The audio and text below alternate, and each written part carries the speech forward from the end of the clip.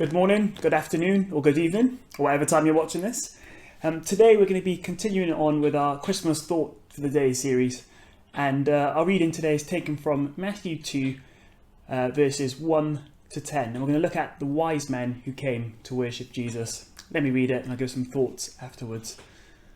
Now, after Jesus was born in Bethlehem of Judea in the days of Herod the king, behold, wise men from the east came to Jerusalem, saying, "Where is he who has been born King of the Jews?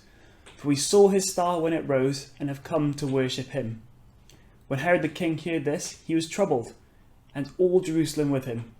And assembling all the chief priests and the scribes of the people, he inquired of them where the Christ was to be born.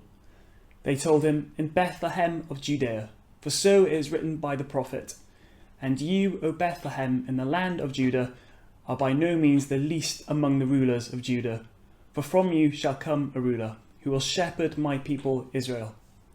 Then Herod summoned the wise men secretly, and ascertained them from what time the star had appeared. And he sent them to Bethlehem, saying, "Go and search diligently for the child, and when you have found him, bring me word, that I too may come and worship him."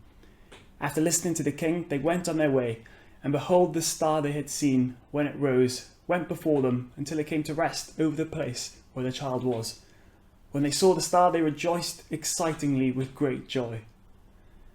Now the wise men, they may very well have been astrologers following the star, and they could have come to visit Jesus weeks, months, or even years after he was born.